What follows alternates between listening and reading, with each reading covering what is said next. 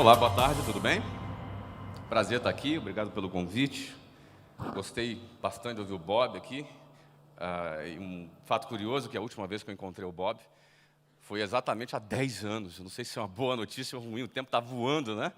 E num evento também, na época acho que era um evento da HSM, a gente participou de um evento, a gente fez ali, ele me fez várias perguntas, ele foi mediador, e foi um encontro super legal. 10 anos mais tarde, estou aqui encontrando o Bob, e uma turma super legal aqui. É um prazer estar aqui com vocês, e espero colaborar aqui compartilhando um pouco da minha experiência com vocês. Tá legal?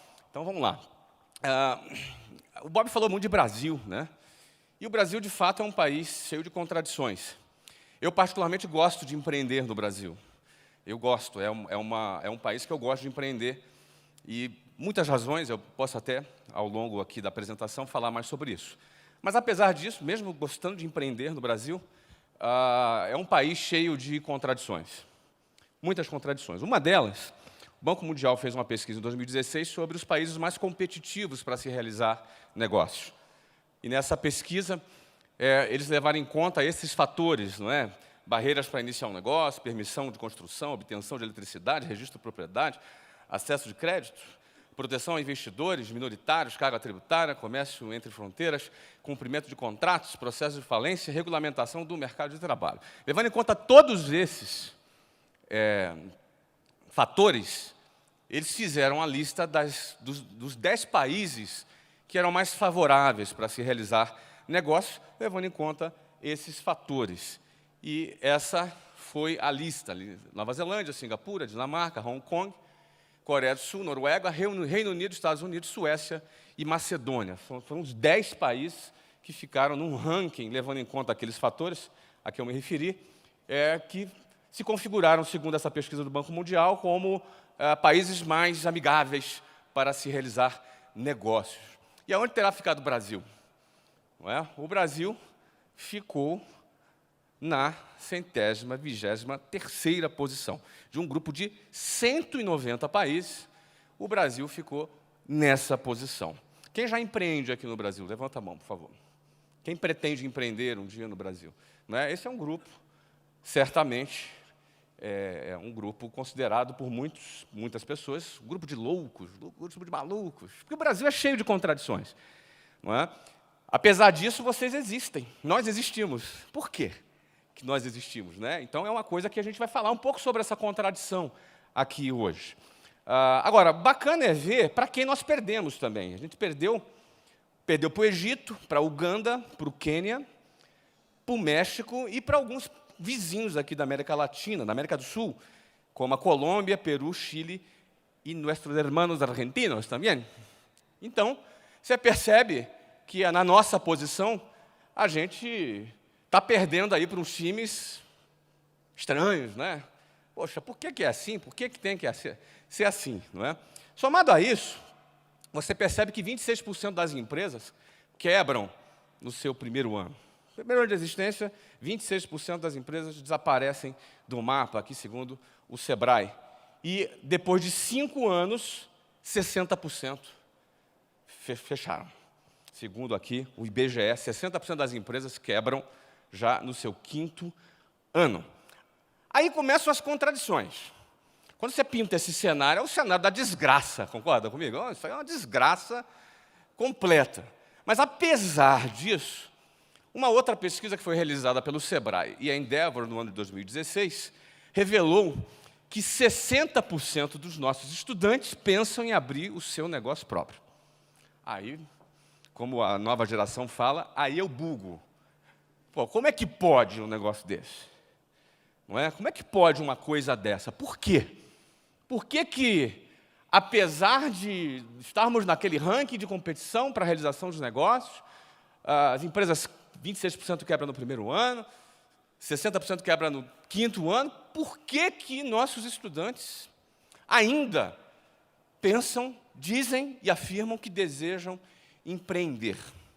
Eu vou dar uma resposta muito simples, sem ser simplista, porque eu vou procurar me aprofundar. Mas a resposta mais simples que eu consegui enxergar é que empreender vale a pena. Por que empreender vale a pena?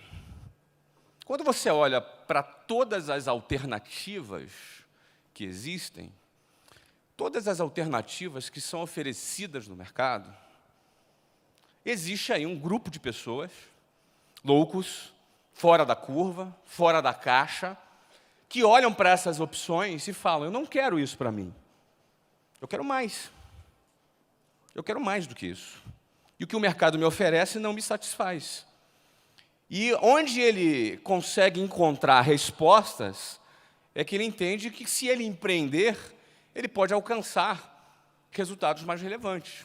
Então, por que empreender vale a pena? O primeiro motivo é por motivo financeiro. Porque um empreendedor que deu certo ganha muito dinheiro. Ganha bastante dinheiro. Então, não quero ser simplista, mas pouca gente aborda dessa maneira, principalmente por querer ser mais politicamente correto.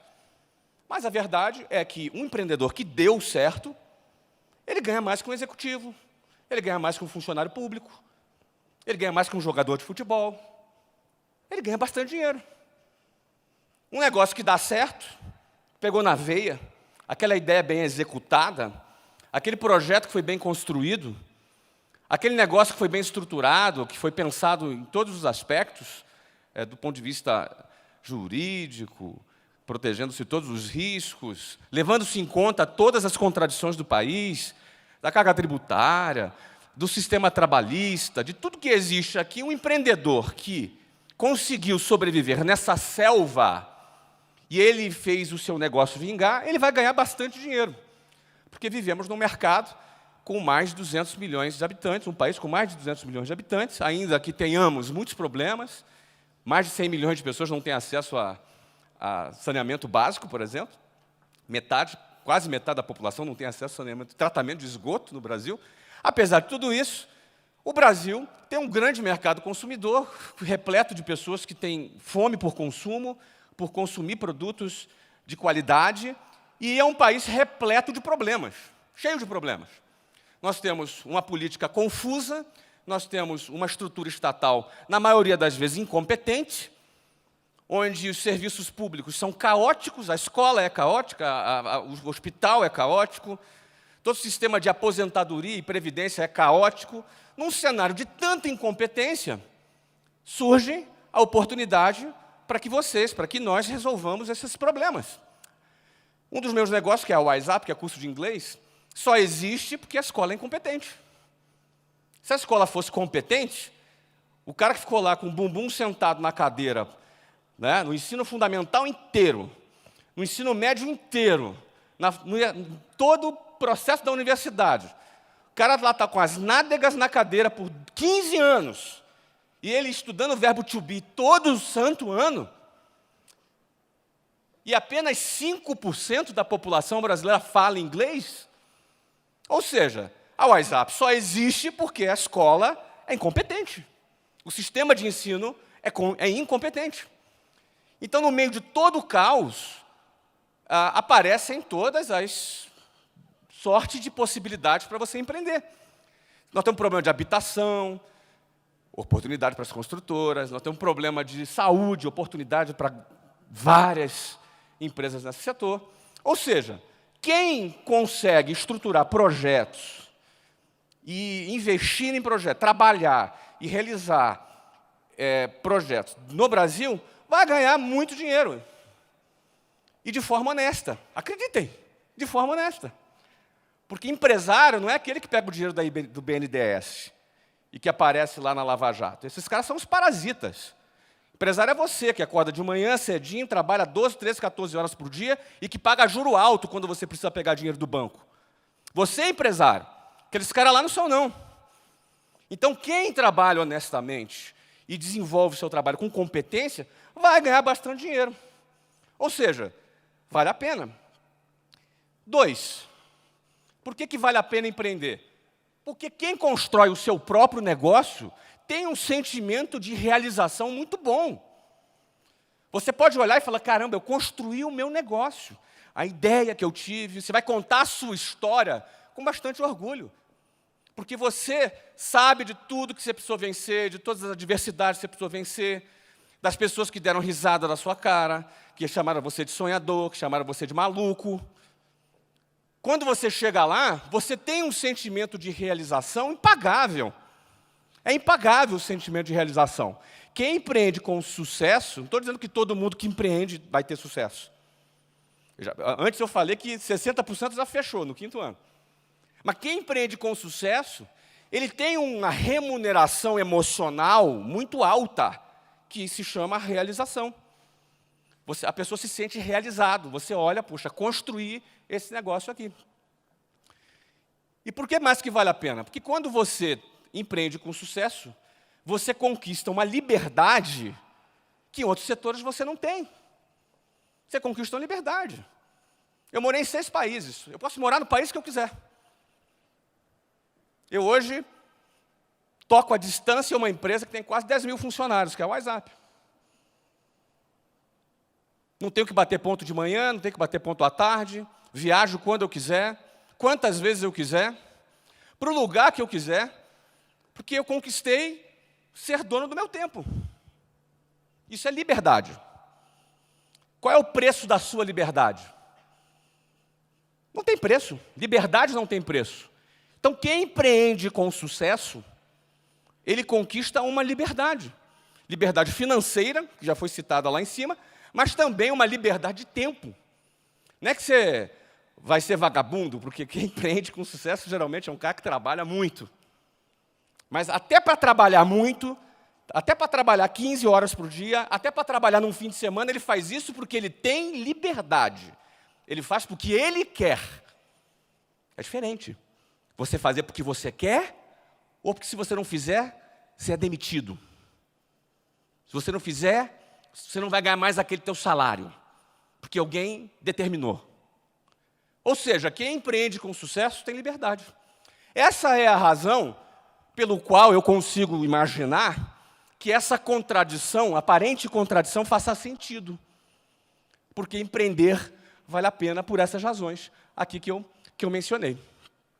E aí, quando você vai pegar algumas histórias, e eu me dedico a estudar histórias de sucesso, eu tenho que me remeter à minha própria história. Porque empreender transformou a minha vida. Eu sou um cara que vem de periferia, do subúrbio do Rio de Janeiro, que estudei toda a minha vida em escolas públicas, com exceção ali da 8ª série, que minha mãe pagou o salário dela inteiro de professora para eu estudar numa escola, para me preparar para uma prova.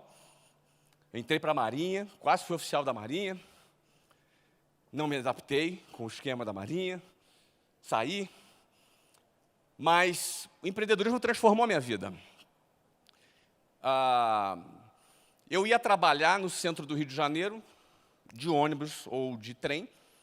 Para quem mora em grandes centros, sabe, quem mora na periferia, vai passar 2 horas, 2 horas e meia por dia para chegar no trabalho, e mais umas 2 horas para voltar. Portanto, eu gastava de 4 a 5 horas por dia em transporte público, na maioria das vezes amassado, para chegar no trabalho.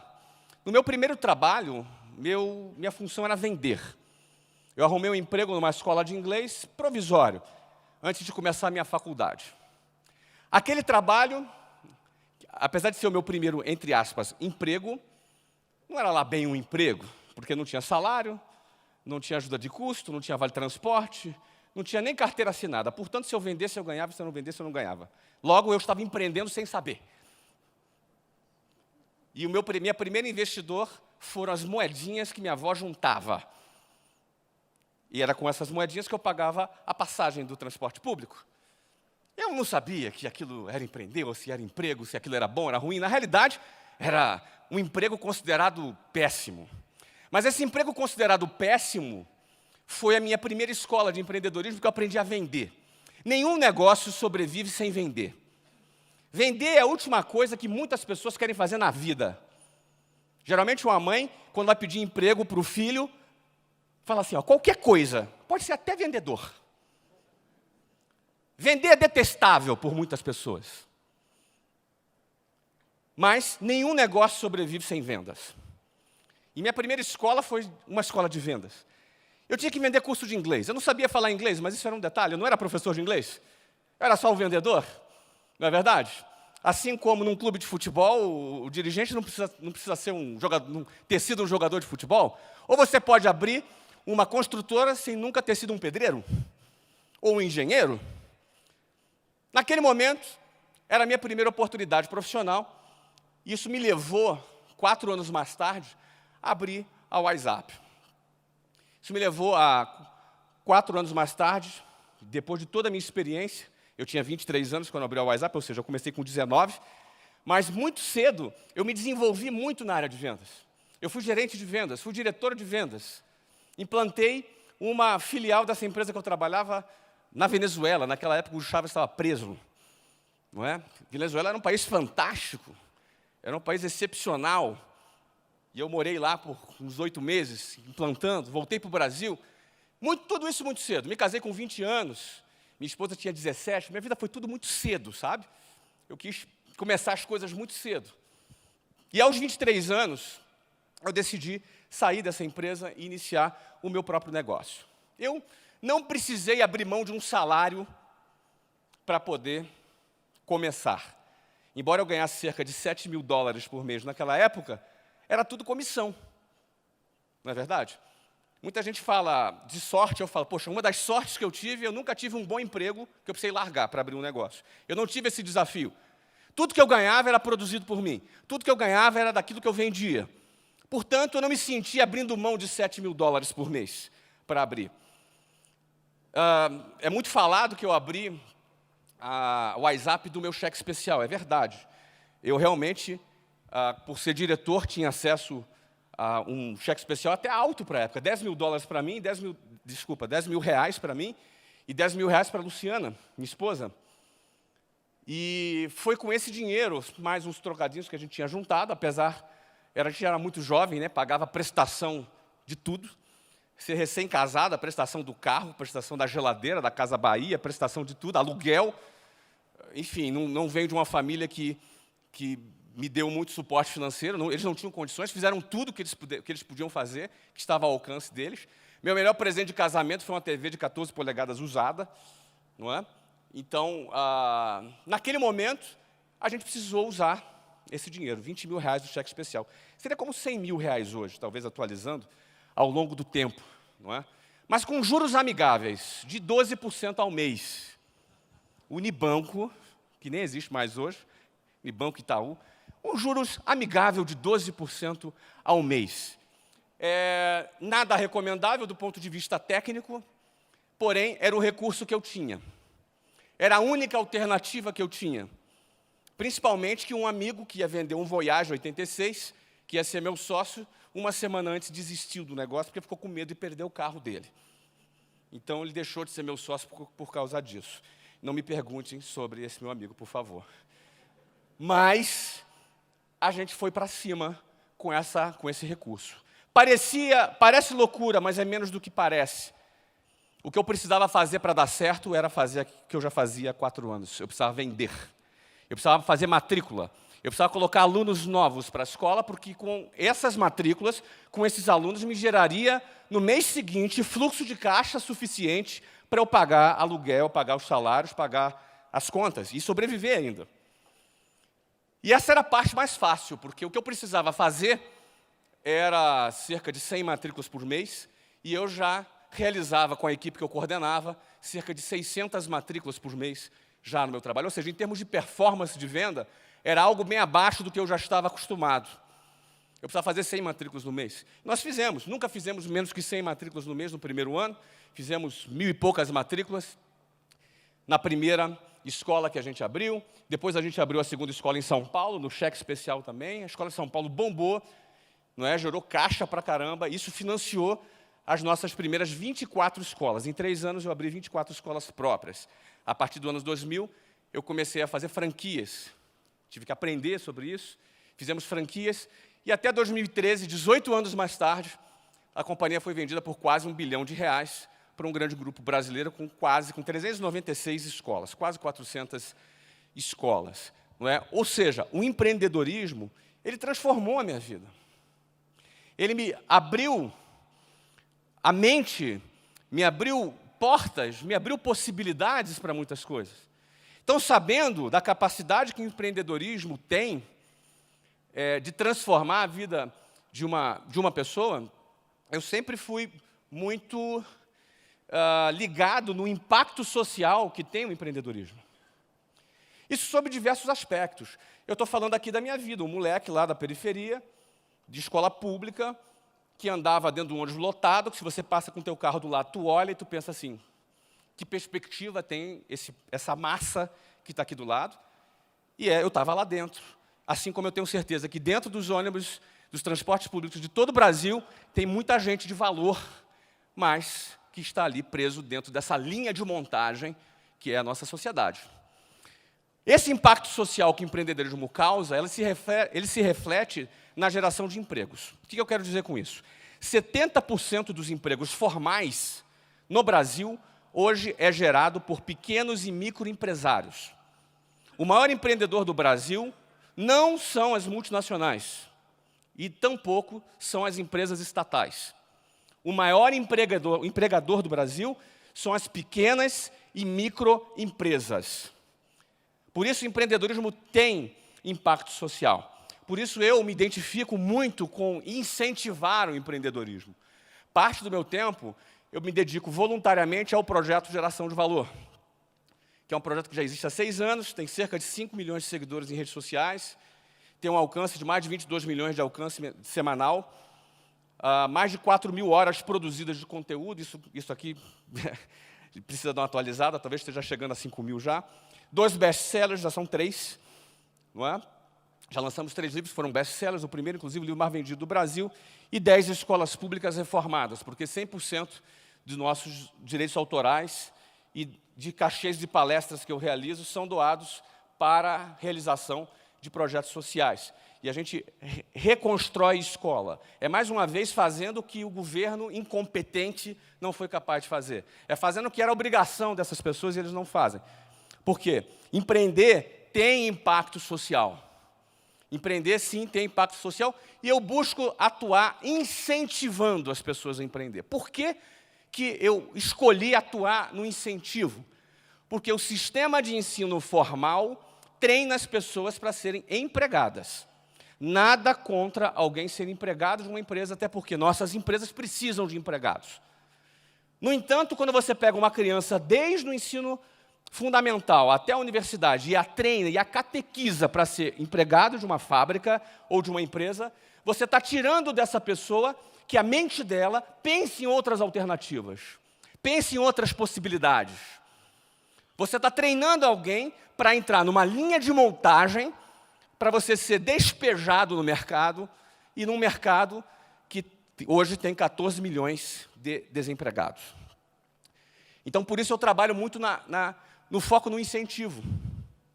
Porque muita gente sequer considera a hipótese de empreender, acha que é loucura, acha que não é para ele, quem nasceu pobre morre pobre mesmo, e é isso mesmo, e ponto final. Não é? Então, eu me dedico a isso. E o resultado disso também foi a criação de uma das minhas empresas, que é essa que eu fundei, que é uma escola de negócios online, que é o meusucesso.com, que foi também em busca de dar uma resposta, um pouquinho mais de qualificação para quem quer empreender. Então, basicamente, o negócio do meusucesso.com é produzir documentários em formato cinematográfico, são muito bem produzidos, nível Netflix, e esses documentários, esses aqui foram os realizados até agora, tem mais alguns outros ainda, mais uns 4 talvez, são documentários com duração de mais ou menos 2 horas, que pega como é que o cara começou do zero, como é que ele começou o negócio dele do zero, como é que ele empreendeu, quais foram as dificuldades que ele teve. Não é? Então, a gente produz esse documentário em formato cinematográfico e nós temos especialistas em marketing, gestão, finanças, de várias áreas que dão aulas contextualizadas em cima desses estudos de caso. O meusucesso.com, ele já tem mais de 300 horas gravadas, mais de 220 programas educacionais, mais de 80 mil empreendedores assistiram, pelo menos, a uma aula do Meu Sucesso. Nós já passamos de 150 mil pessoas que já passaram por nossas salas de aulas. Tá? Ou seja, acabou se tornando um negócio baseado numa necessidade percebida por através desse trabalho social que a gente realiza. Frequentemente, muita gente me pergunta, pô, Flávio, qual é a fórmula do sucesso para empreender? Adoro responder essa pergunta porque ela não existe. Fórmula do sucesso não existe. Mas eu identifico pelo menos 3 ingredientes que estão presentes na vida de um empreendedor de sucesso, principalmente depois de ter estudado a trajetória de mais de 20 empreendedores. Não é? E esses 3 ingredientes são visão, coragem e competência. A visão, o que é a visão? A visão é a tua capacidade de antever alguma coisa, é uma visão antecipada. É a sua capacidade de perceber alguma coisa antes dela existir. Pensa comigo, um exemplo que eu gosto de dar é, pessoal que é da área de construção. Se você sabe que, se você tem uma informação que vai construir um shopping numa determinada rua, o que vai acontecer com aquele apartamento que fica em frente ao shopping, do ponto de vista do seu valor imobiliário? Ele vai subir, vai ficar igual ou ele vai cair? Em geral, vai subir.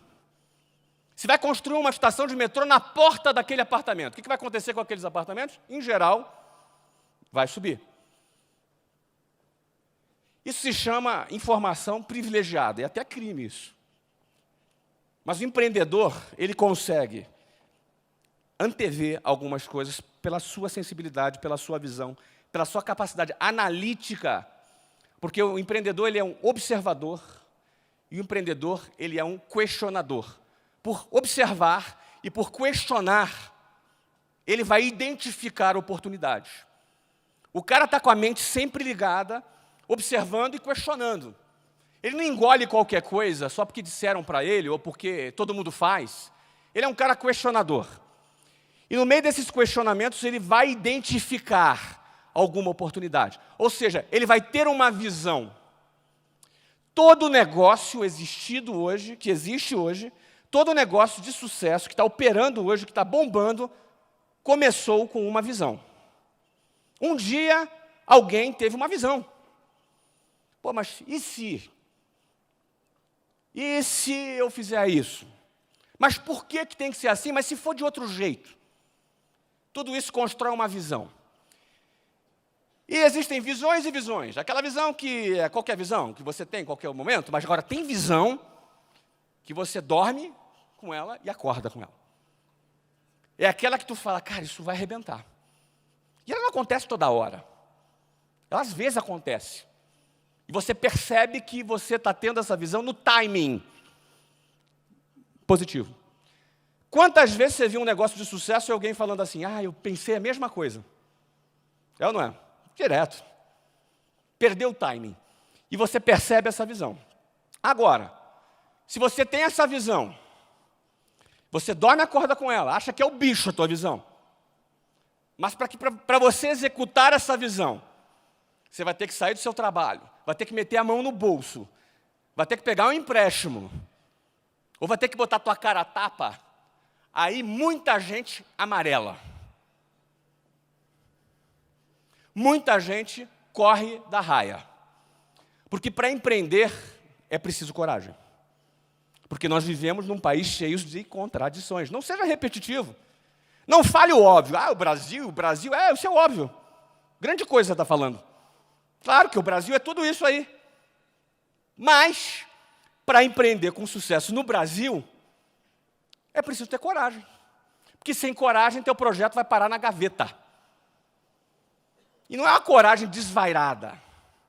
É uma coragem analítica, medindo riscos, analisando os cenários. E se tudo der errado, fazendo aqui um rápido comentário do papo do Bob, eu costumo dizer que o pessimista acha que tudo vai dar errado. O otimista tem certeza que tudo vai dar errado. Otimismo barato vai levar qualquer pessoa para quebrar. Otimismo barato, positivismo barato, está cheio de gente aí. Ou seja, para mim, mais do que ser otimista ou pessimista, tem que ser visionário. E visionário não é um inventor, não é o cara que inventa coisas novas. Está cheio de problema velho para resolver. Está cheio de problema velho, de oportunidade velha para você empreender. Está cheio de coisa antiga para você fazer de um jeito novo, de um jeito diferente. Quando eu abri curso de inglês, quantos cursos de inglês existiam? Um monte. Concorda comigo? Então, é preciso ter coragem. Se você não tiver coragem, se você amarelar, na hora H, você tiver medo, esquece. Teu projeto vai para a gaveta e depois você vai ter que falar, ih, está vendo aquilo ali? Eu pensei, mas eu não fiz. Isso vai acontecer e acontece. Para empreender com sucesso, tem que ter competência. Porque você pode ter a visão, a coragem, mas não ter o método, mas não ter o caminho, não ter a estratégia, não ter a disposição de trabalhar. Você tem que ter competência. É preciso fazer acontecer. É preciso saber executar com excelência. É preciso meter a mão na massa e fazer acontecer. Plano de negócio não vale nada se você não executá-lo. A execução com competência e com determinação e com vontade, trabalhando muitas horas mesmo, isso aqui não é Silicon Valley. Tem que faturar mesmo. Tem que ter dinheiro no mês que vem para pagar as contas. Senão você quebra. Senão você vai ser parte, um a mais, na estatística. Então tem que ter visão, coragem e competência. Quando você for analisar negócio por negócio que eu realizei, eu poderia, por exemplo, traçar onde é que eu tive a visão na WhatsApp. Por que eu abri a WhatsApp? O WhatsApp é uma escola de inglês para adultos. E em 1995 foi a época que as empresas de petróleo e telecomunicações se instalaram no Brasil. Teve a quebra do monopólio do petróleo e telecomunicações, então várias empresas internacionais desembarcaram no Brasil. Ou seja, o que começou a acontecer? O cara que trabalhava numa empresa, da noite para o dia, quem era o chefe dele? Era um gringo. Então, falar inglês saiu do status de recomendável para o status de exigido. Várias fusões, veio em inglês, desculpa. Várias fusões e aquisições vieram ao Brasil e começaram a acontecer da década de 90 para cá. Da noite para o dia, o chefe era o gringo. Os RHs das grandes empresas passaram a exigir o inglês. Portanto, imagina o seguinte, na década de 90, um cara de 30 anos de idade, que estava no mercado de trabalho, percebia a demanda por inglês, ia para o mercado buscar uma escola, encontrava boas escolas, boas redes, mas todas elas voltadas para crianças e adolescentes. Curso com duração de 7 anos. Servia para ele isso? Não, isso não servia para ele. Nessa época, nós tivemos a visão. A visão foi, cara, uma escola de inglês para adultos. Que tenha uma linguagem para adultos, metodologia para adulto, sistema operacional para adulto, que leve em conta a dificuldade de tempo do adulto, conteúdo para adulto, nada de the books on the table, não é? Conteúdos reais voltados para o adulto. E assim nasceu a WhatsApp, de uma visão de que inglês para adultos seria fundamental nos anos seguintes. Isso realmente aconteceu. Então, a visão, aí depois veio a coragem. Largar um trabalho de $7 mil, pegar cheque especial, fazer o plano de negócios lá e depois a competência para executar. Foram anos e anos trabalhando mais de 12 horas por dia. Anos e anos. Trabalhando mais de 12 horas por dia, fim de semana, bombando e expandindo. Porque abrimos 24 escolas em 3 anos, que dá uma média de uma nova escola inaugurada a cada 45 dias. Você imagina? Minha esposa que cuidava de todas as obras e da parte financeira. Eu cuidava do produto, da gestão do negócio e da área comercial. 70% do meu foco era vendas. Focando na parte de vendas. A parte de produto, da qualidade do produto, isso estava ali com o diretor que cuidava somente disso. A gente alocava orçamento para isso. Quer dizer, alocava orçamento, era uma pindaíba, né? Mas a gente começou a crescer, não é? Começou a entrar grana mais, aí a gente começou a tornar os investimentos no produto mais robustos. Não é? Até hoje que, enfim, eu não quero me alongar, meu tempo está acabando, não é? Mas, se eu for observar um outro negócio, o Orlando City também ele é um investimento que requereu visão, coragem e competência. Essa foto é uma foto muito interessante, foi a foto do nosso primeiro jogo. 62.500 pessoas no estádio foram assistir ao nosso primeiro jogo em Orlando. Nós contratamos o Kaká, um brasileiro de expressão mundial, logo se recompôs ao time. Como é que aconteceu a visão do Orlando City? Em 2009, eu estava morando nos Estados Unidos, me mudei para lá em 2009, e meu filho mais velho começou a jogar futebol. E eu, obviamente, arrumei um emprego nos Estados Unidos, motorista de jogador de futebol. Todos os fins de semana, né, viajava por toda a Flórida com o meu cliente, que era meu filho. E, bom, eu comecei a observar que a quantidade de pessoas envolvidas com futebol era enorme, era muito grande. E aquilo começou a me chamar a atenção, porque o empreendedor, ele observa e questiona. Comecei a observar aquele negócio, pô, que estranho. Minha intuição jamais me diria isso. Eu viria beisebol, viria futebol americano, viria basquete, mas jamais eu viria o soccer. Jamais eu viria o futebol, nosso futebol, como sendo algo praticado. E aí, não só era praticado, como milhares de crianças praticavam, milhares de pais participavam, colegas da classe de motoristas de jogador de futebol, não é? Milhares deles estavam presentes e eu falei, cara, isso tem alguma coisa aqui diferente. Vou começar a questionar. Comprei pesquisas nos Estados Unidos, de diversas naturezas, e me choquei com a quantidade de praticantes. Os Estados Unidos, naquela época, tinha 24 milhões de pessoas praticando futebol entre os seus 5 e 17 anos de idade. Ou seja, existe um fenômeno acontecendo, um fenômeno silencioso, logo não precificado, acontecendo no mercado americano com relação a futebol. E perceba, não estou falando de ganhar Copa, não estou falando de nada disso, não estou falando de ser o melhor time do mundo, estou falando de mercado. Consegue diferenciar? Mercado. Porque eu não estou falando de qualidade de futebol, estou falando do mercado de futebol. E aquilo ali me chamou muita atenção. Eu comecei a minha primeira ideia, falei, cara, acho que eu vou fazer uma rede de escolas de futebol lá nos Estados Unidos. Já tinha o know-how, franquia, tudo igual. Fiquei ali observando. Mais tarde eu fui ver o quê? Estudar o futebol universitário e estudar o futebol profissional. E comecei a me deparar com números incríveis da MLS. Já em 2012, público presente nos estádios, nos Estados Unidos, já era, em média, 50% maior que o público médio nos estádios no Brasil, no Campeonato Brasileiro Série A. Isso era um absurdo. Hoje, essa diferença já aumentou para 60%. Para você ter ideia, hoje, a média de público no Brasil, da Série A, é 15 mil torcedores por jogo. Nos Estados Unidos, 23 mil torcedores por jogo. Para vocês terem ideia, nós estamos agora em 2017. Nosso time acabou de terminar a temporada, está terminando, tem o último jogo, terminando a temporada, não nos classificamos para o playoff, ou seja, não tivemos uma boa campanha dentro de campo nesse ano, e mesmo assim, já vendemos 20 mil season tickets para 2018. O que é o season tickets? É um carnê com 17 ingressos dos jogos dentro de casa. Logo, já vendemos 340 mil ingressos por antecipação. A média de cada ingresso é R$150. Ou seja, se você for observar que aqui no Brasil, o teu time, que você torce, não vendeu ainda o jogo da semana que vem, a gente já vendeu o ano de 2018 inteiro. E temos uma fila de espera. A gente não vende season ticket, a gente vende fila de espera. O cara tem que comprar por $100 uma vaga na fila de espera. Quando surgir uma oportunidade, ele é contactado. Por quê? A gente já criou uma demanda maior do que a oferta. Já criou uma demanda maior que a oferta. Estou falando de mercado, estou falando de futebol. Futebol é um produto, estou falando de mercado. Certo? Razão pela qual o Orlando City foi relacionado pela revista Forbes como o 6º clube mais valioso das 3 Américas. Eles só não consideraram o nosso estádio. Se tivesse considerado, a gente estaria em segundo. Em primeiro está o Corinthians. Tem corintiano aí? Pois é. O problema é que eles consideraram que o estádio do Corinthians é dele. A gente sabe que não é.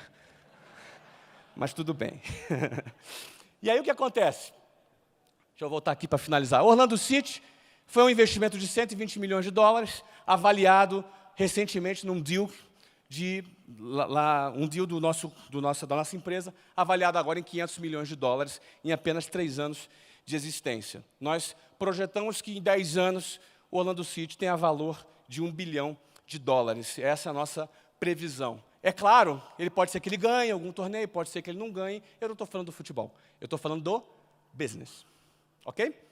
Então, como o tempo está acabando, eu vou já sair por aqui. Empreendedorismo não é só para quem é empresário. Tem muito executivo e intraempreendedor também. Isso é um tema à parte. Você pode ser empreendedor sem ter um CNPJ. Empreendedorismo é uma mentalidade, é uma forma de pensar. É você querer construir, É você querer sair do ponto A para o ponto B.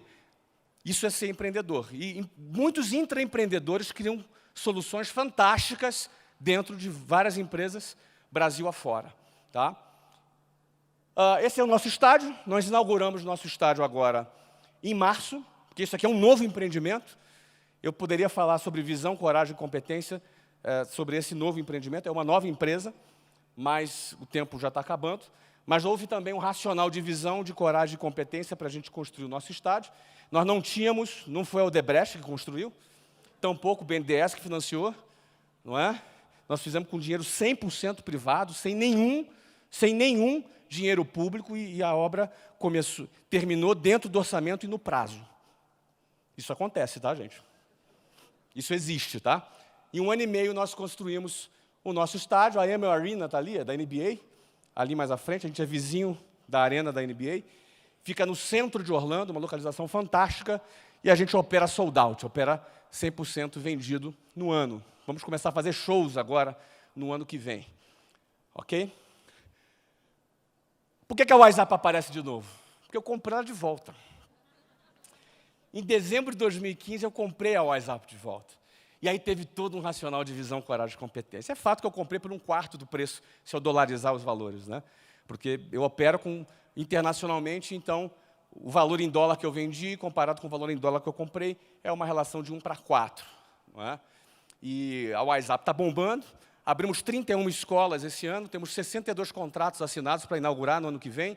A empresa está crescendo mais de 2 dígitos esse ano, o que mostra que crise existe, sim, mas é dentro da crise que a gente tem que mostrar o nosso valor. A solução está sempre em nós. Não compra essa história, a crise está tudo na desgraça. Até está, mas a gente é capaz. A crise influencia, mas ela não determina. A gente precisa saber onde a gente está errando, o que você precisa desenvolver, o que você precisa desenvolver de capacidade, de habilidades, o que você precisa trabalhar dentro de você para que você performe melhor no seu negócio. Sempre tem uma saída para você performar mais no seu negócio. Olha, é a mesma empresa, no mesmo mercado, no mesmo país, em 1 ano e meio a gente fez um turnaround fantástico. Então, é assim que eu queria finalizar. Agora, para fechar aqui e começar as perguntas, se vocês quiserem fazer algumas perguntas, a falta de coragem dos 3, visão, coragem e competência, é o mais frequente. Se me perguntar, o maior problema para quem quer empreender é a falta de visão, falta de coragem ou falta de competência? Eu me atrevo a te dizer que é a falta de coragem. Porque é assustador. Várias vezes eu vi pessoas querendo empreender, comprar franquia, vou abrir minha escola e tal. Na hora H de assinar o contrato, o cara treme.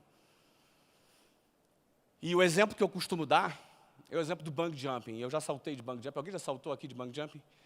É assustador, né? É diferente de montanha-russa. Montanha-russa, depois que você sentou naquela cadeira, botou aquele negócio em cima de você, já era. Pode gritar, babar, espernear, tu não sai mais dali. Bungee jumping, não. Você vai lá, o cara não te empurra, é você que salta. 1997, ano novo, 1º de janeiro de 97, uns amigos, nós fomos saltar de bungee jumping na praia de Cabo Frio, no Rio de Janeiro. Ele foi antes de mim, ficou lá uns 5 minutos, amarelou, desceu. A gente ficou rindo da cara dele, fazendo aquele bullying. Carioca gosta de fazer bullying, sabe? Rindo, seu bundão, não sei o que e tal. Beleza, aí eu fui. Rindo, vocês vão ver como é que é. O ápice da minha... Eu tinha o quê? 26 anos por aí. Cheio de ousadia. Quando o negócio começou a subir, a parada começou a balançar, e eu comecei a parar de ouvir a voz deles, eu comecei a pensar, o que eu estou fazendo aqui? O que eu tenho que provar para alguém? O que isso aqui vai mudar a vida? A covardia, ela faz você pensar. E é bom pensar nessas coisas, é bom. O medo não é ruim, o medo é bom. A questão é o que a gente faz com o medo. Se a gente enfrenta ou se a gente foge dele. E aí eu cheguei lá em cima e falei, não vou pular, cara. Não vou pular aqui. Já pensou, morrer aqui agora, cara? Que loucura. Que morte mais besta, né? Empresário sobe no bungee jump e morre. Que loucura, cara. Não é? Aí eu falei, mas eu comecei a pensar, mas peraí, esses caras... Tinha 2 gerentes meus. Eu falei, cara, esses caras não vão mais me admirar. Ó, o que me fez pular foram os meus gerentes, meus funcionários estavam lá embaixo. Confesso para vocês. E eu pulei. Foi uma loucura, foi até legal, mas nunca mais eu fiz. Mas eu digo para você que a coragem de empreender é similar à coragem de saltar de um bungee jumping. Ninguém vai te empurrar, é só você mesmo que vai pular. É muito importante nessa hora H perceber o seguinte. Se o que eu quero é ter um resultado financeiro, lembra que empreender vale a pena? Se o que eu quero é ter um resultado financeiro grande, acima da média, e ter um reconhecimento, eu me sentir recompensado, realizado acima da média, e para eu ter liberdade, esse é o momento de você decidir se é isso mesmo que você quer. Do contrário, o risco é acontecer isso aí. Uma águia dentro de uma jaula, dentro de uma gaiola. É preciso sair e ter coragem. Então eu estou aqui, não para você fazer coisas desvairadas na sua vida, não faça isso. Mas eu estou aqui para te estimular a encarar a vida com um pouquinho mais de coragem. Afinal de contas, o pior que pode acontecer é você quebrar. E morrer. Todos nós vamos morrer um dia, não é verdade? Então, a questão é como nós vamos viver. Como você quer viver? Como é que você quer que seja a sua curta existência nesse planeta? Aí a gente vai ter que fazer escolhas. E essas escolhas, elas não são fáceis de serem feitas. Muito obrigado.